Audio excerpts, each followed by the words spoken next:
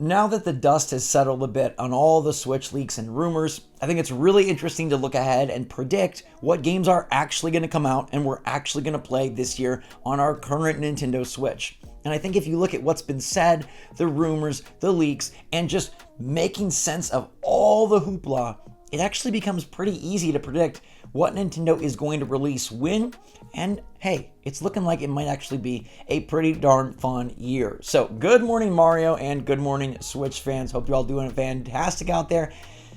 Yesterday was a spooky number for Good Morning Mario, if you know what I mean. But hey, we've got some exciting games to look forward to, even if Nintendo hasn't announced them yet. I really believe Nintendo will make sure that they do spread the year out and give us good first-party titles, even if there is no next console, and even if there is no next console announcement during this calendar year. We know so far about Princess Peach in March. That's the next game we've got. And then we know about Paper Mario and Luigi's Mansion 2. I've made a prediction for every month for the rest of the year, and I want to tell you one game that's not on there, and I think it's a huge bummer. Metroid Prime 4, I don't believe will release this year. I think Nintendo will save that as a cross-gen title. Now, I think if Nintendo didn't make the promise that this will come out on Switch 1 and hadn't been talking about it since the first E3 Nintendo Switch 1 was released, then they would just bump it entirely. But I think the fact that they keep saying and keep indicating that this is a game coming out on Switch 1, they'll hold to their promise and make it cross-gen. Now, Zippo, who is a very unreliable leaker, posted this blog this morning talking about how, don't worry, Metroid Prime 4 is going to come out this year on Switch 1, new Mario games, 2 Pokemon games, it's going to still be a good year. I just don't see Nintendo not wanting to capitalize on Metroid Prime 4 as a great example of why you should buy a Switch 2. And I think it is a really nice launch window title, and we already have heard that, hey, the reason they've told other publishers they're delaying the system is to round out their lineup. I can't imagine that they would blow Metroid Prime 4 early. But that doesn't mean that everything is bad and there's nothing exciting to look forward to, so let's kick it off. I think April is going to be a blank month. I think April actually might be a month where they kind of go heavy on Nintendo Switch Online releases. I think given how things are going now, it's high time to put out another trailer giving us another long list of games coming to the GBA Virtual Console, the N64 Virtual Console, and more. We've been waiting to hear what the plans are for the Virtual Console for NSO. It hasn't really transpired because I figured they were waiting for Switch 2, but now that that's pushed, we got to get some more stuff going on that front. And I don't think there's enough time, especially without a general direct, to announce a game for April. I think we're going to get a partner showcase this coming week, Princess Peach in March, a blank month in April, but fear not, Paper Mario and the Thousand Year Door in May. I think this will end up being one of the cooler games released this year, even though it is a remaster / remake, an amazing game that I'm very eager to play, and I think will harken back to the golden era of Paper Mario, the golden era of Mario and Luigi, like when Nintendo made their most perfectest RPGs. Like Super Mario RPG, a great throwback, nostalgic from my childhood, but I don't think it's a better game than the Thousand Year Door. I think that's going to be a great one in May. And then I think in June, we do get an unannounced game, which I'm predicting is going to be Super Mario Baseball. We've seen Mario bring golf to Switch. He's brought soccer to Switch. He's brought tennis to Switch. The only sport he hasn't brought from his past franchises is baseball. And we've heard rumors about a Mario Baseball in the works. I think it's a good game to bring out. It's not one that's really going to move the needle on Switch 2, so it's fine to put out now. Nintendo likes to sit on games, so boom, we can get Mario Baseball and be good to go. Now that would move Luigi's Mansion 2 HD to July, and I think that's a fine time to re-release a game that's, I don't know, I don't think that one's going to sell all that well. I know Luigi's Mansion 3 sold incredibly well, but going backwards from that, I don't know. I'll be very curious to see what the sales figures are, and if they do add any new content to sort of zhuzh up the package, but I'm predicting low sales and low hype for Luigi's Mansion 2 in July. We then move on to August, where I think they could pump out a Fire Emblem 4 remake. Now, some people have said Fire Emblem 4 remake is all done and ready to go. It's been talked about for a long time, and Nintendo has been pretty prolific with the Fire Emblem franchise here in the Switch generation. They've used the early year timetable before, with Fire Emblem Engage coming out in Q1.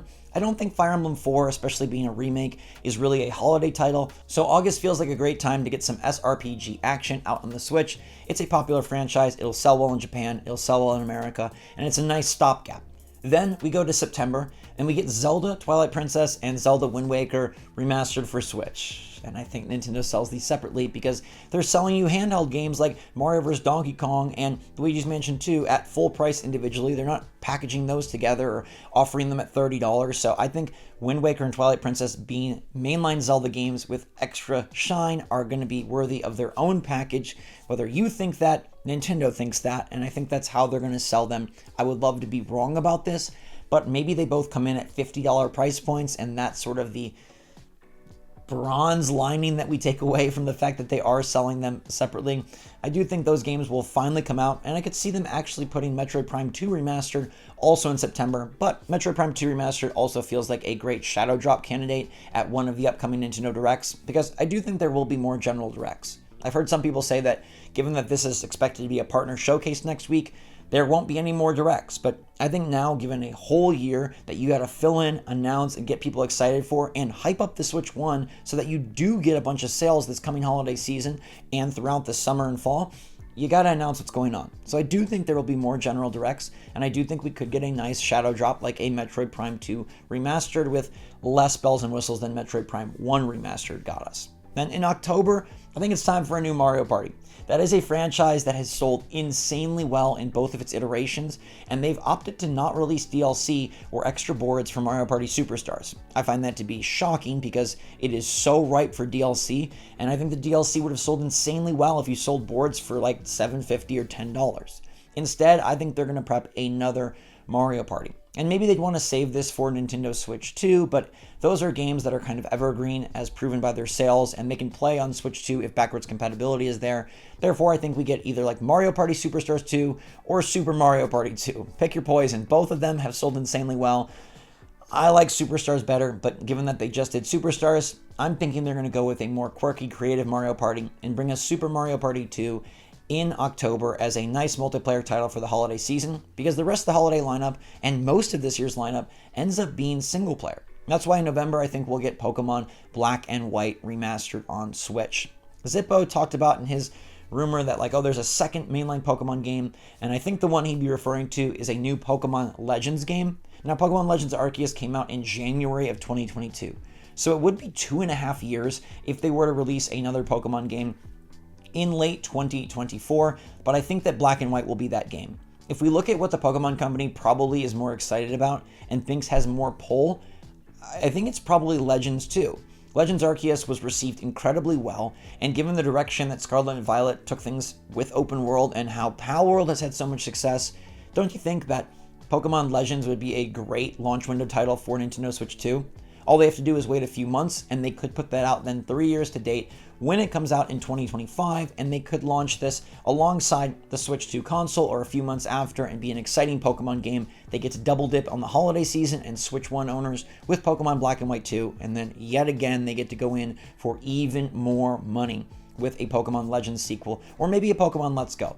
I definitely don't think there'll be a Let's Go and a Black and White super close together, but I could see a Legends and a Black and White close together, or some Pokemon spin-off. I suppose we could get a Mystery Dungeon game this year, and then Black and White is saved for the Switch 2 launch window period, but I feel like we'll absolutely get a November Pokemon game, and Nintendo is going to rely heavily on that to carry them throughout the holiday season.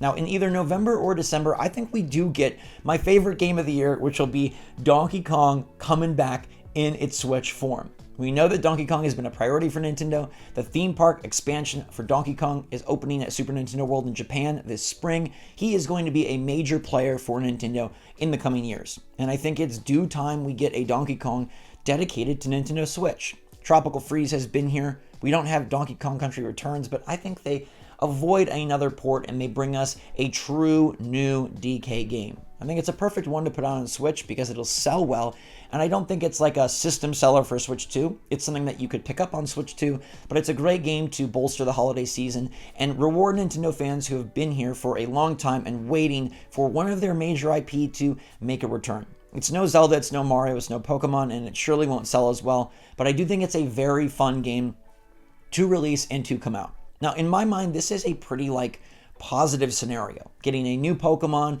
a new Mario Baseball, a new Fire Emblem Remaster. We're still obviously getting Luigi's Mansion and Paper Mario, but a new DK alongside it feels like, hey, a pretty decent last year before Switch 2, a pretty decent reshuffling to get these games ready.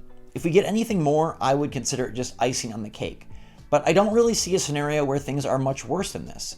It would be very surprising to me if Nintendo chooses to opt out of multiple months. If they're empty in June, and empty in August, and empty in October, I just don't see it happening. With all the rumors of the games that we know that they could be sitting on, especially in terms of remakes and remasters, I think they will have stuff to put out. And I think they still do plan to release Switch 1 games, or at least market it heavily as Switch 1 games, even into the Switch 2 life cycle. So it's not like they aren't ready to have anything release, they're just going to save their big guns. Now, I'd love to be wrong about Metroid Prime 4, and if MP4 does come out this holiday season, that is a humongous win and would be absolutely sick. There is a world where Nintendo can still release it on Switch 1, and then have an upgrade for Switch 2 and release it again and say, ta-da, look how much better it looks. Don't you want to play this great campaign again in prettier visuals and with better performance? But I think it just makes more business sense to release it as a cross-gen title and to soup up the Switch 2 lineup. Nonetheless, I would be ecstatic for it. And if there's any surprise IP or surprise release that we couldn't expect, something like a Star Fox, a Diddy Kong Racing, a Kid Icarus, like I am absolutely here for it. It is a chance for Nintendo to take a risk. They have so much huge install base already established. They could risk a new IP. They could risk an old IP that they're not as confident in. They could bring something back from the past. And it would be a great opportunity because we are very hungry for things to play this year. But they're going to have stuff to play. They're going to announce it. And it won't be Tears of the Kingdom caliber or 3D Mario Odyssey 2 caliber, but it could be Mario Party caliber, Mario Baseball caliber, Donkey Kong caliber, and definitely Pokemon caliber. Things are not all doom and gloom. Things should actually be pretty good, and I think this won't be the worst year for Switch. I think that's already happened. I think this could end up being a really nice year for Switch, given the diversity that they've chose to employ. It's already been very eclectic with another code, Mario vs. Donkey Kong, Princess Peach, Paper Mario, and Luigi's Mansion. Get ready for even more. I think this is going to be a very diverse year with a lot of exciting titles. And hey, we've got Splatoon 3 side order to play this coming week, which looks like it may be the best Nintendo thing of Q1. So let's get excited. Let me know what you're most pumped for and if you agree or disagree with my predictions for the rest of the Switch calendar release year in the comments down below. And until next time, everybody, thanks so much for watching. Stay safe, stay healthy, stay happy, stay positive out there. Love you lots. SwitchForce out.